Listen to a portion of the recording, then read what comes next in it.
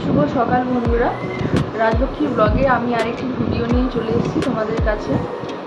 যদিও আমি বেশ কিছুদিন কোনোরকম ভিডিও পোস্ট করতে পারিনি, মানে হচ্ছে গিয়ে আমার গ্যালারিতে যা কিছু পুরনো ছোটো ছোটো ক্লিপ ছিল সেগুলো নিয়েই আমি আজ বেশ কিছুদিন ধরে শর্টস বানিয়ে পোস্ট করছি।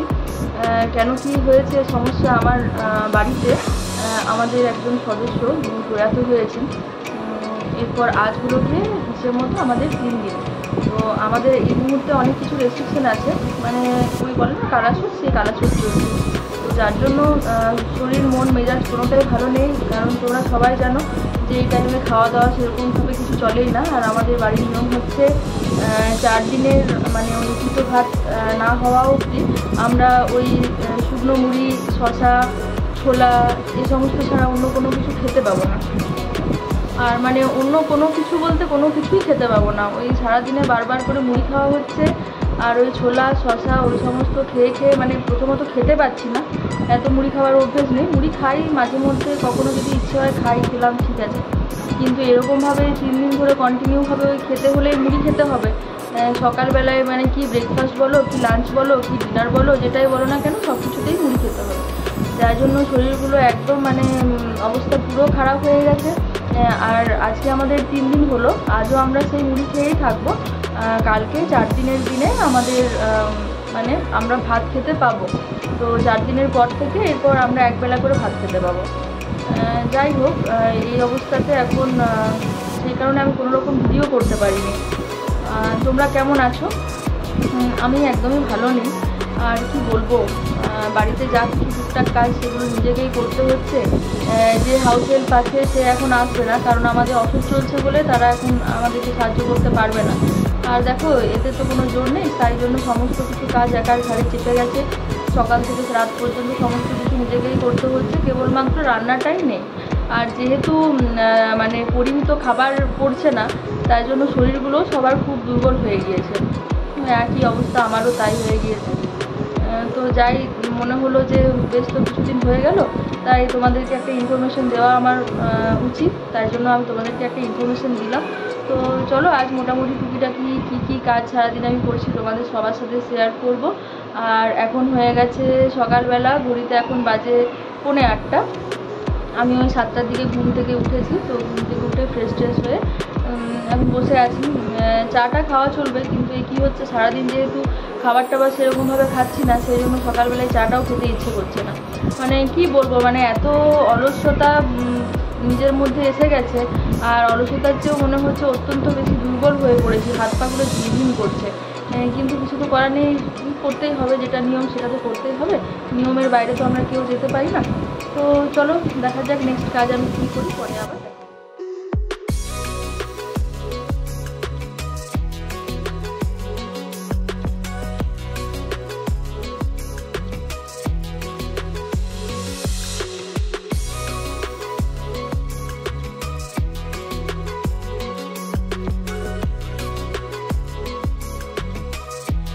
জানো তো, আজ 2 দিন 3 দিন ধরে কোনো রকম জামা কাপড় কাচা ধোয়া কোনো কিছু হয়নি।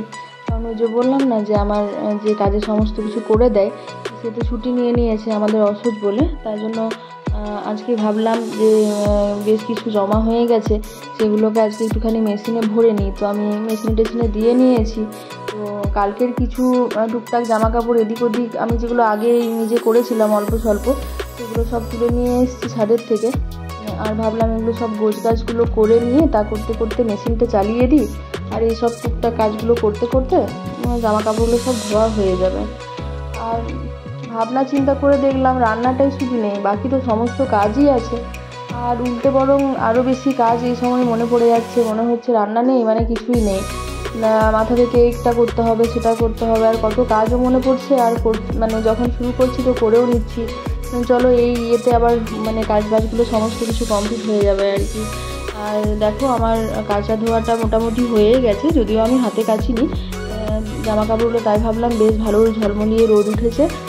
পরশুদিন তো প্রচণ্ড রকম বৃষ্টি হয়েছে আমাদের এখানে, তাই ভাবলাম যে না বেশি লেট করব না, তাড়াতাড়ি করে জামা কাপড়গুলো সমস্ত ছাদে মেলে নিলাম। তাহলে বলা তো যায় না যে কখন বৃষ্টি শুরু হয়ে যায়।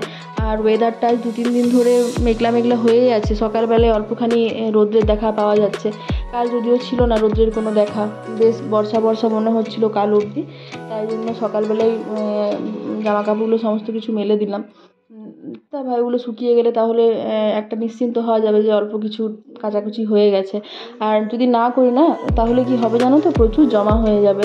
আর এত জমা হয়ে গেলে একদিনে তো কাচাও যাবে না, সেই 2 দিন 3 দিন ধরে মানে ওটাই একটা মনে হবে যে অনেক মাথার উপরে বোঝা হয়ে গেছে, তাই জন্য আর করলাম না। আর এই যে এবারে ছাদে সমস্ত কিছু মেলে টেলে এসে ভাবলাম ঘরটাকে মুছে নিই একবার, কারণ ওই বাসি ঘর এত বেলা পর্যন্ত পড়ে থাকলে না খুব বিরক্তি লাগে, তাই জন্য ঘরটা মুছতে শুরু করে নিয়েছি। ঘরটাগুলো সমস্ত কিছু মোছামুছি করে নেব আর তারপর স্নানও করে নেব।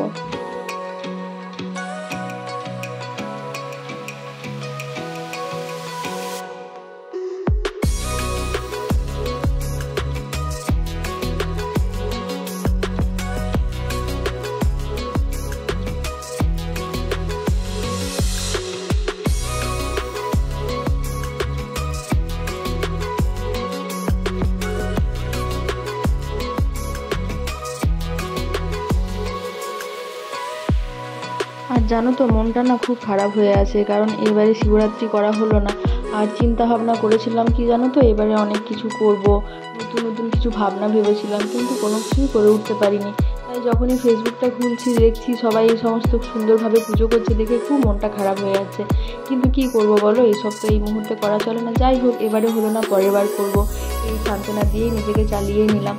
তো এই ভাবতে ভাবতে মোটামুটি ঘরদোর আমার মোছামুছি কমপ্লিট হয়ে গেছে। নিচে সমস্ত কিছু কাজ কমপ্লিট করে নিয়েছি আমি আগেই, তারপরে নিচে করে নিয়ে আমি তারপর উপরে এসেছি। কারণ কি ওপরে আমি দেরি করেই করি, আগে নিচের অংশটুকু করে নিই, কারণ আমাদের ঠাকুর ঘরটা হলো গিয়ে নিচে, তাই জন্য নিচটা করে নিই, তারপর আমি উপরে আসি। আর যেন প্রচণ্ড গরম পড়ে গেছে, মানে এতটাই গরম পড়ে গেছে মানে কি বলবো, মনে হচ্ছে কতক্ষণে গিয়ে স্নান করবো, স্নান করতে পারলে বেঁচে যায়। মানে খুব ভাপা টাইপের একটা গরম, ঘাম সেরকম হচ্ছে না, কিন্তু প্রচণ্ড রকম গরম লাগছে। এই তো যদিও সবেই শুরু, এখনও গরমকাল তো কিছুই নয়, তবে এই শুরুতেই যদি এত গরম হয়ে যায়, বাকি সময়টুকু যে মানে যে টাইমটা গ্রীষ্মকাল হবে সেটা যে কী করে হবে সেটাই আমি চিন্তা ভাবনা করছি।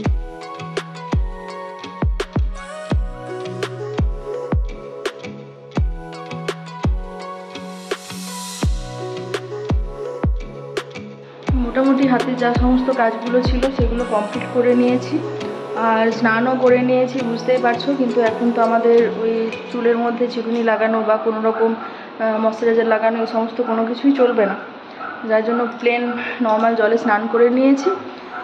এরপরে একটুখানি রেস্ট নেব, তারপর রেস্ট নিয়ে দুপুরে যে সমস্ত খাবার টাবার খেতে পাবো সেগুলো একটুখানি রেডি করব। তো চলো তখন তোমাদের সাথে দেখা হচ্ছে, টাটা।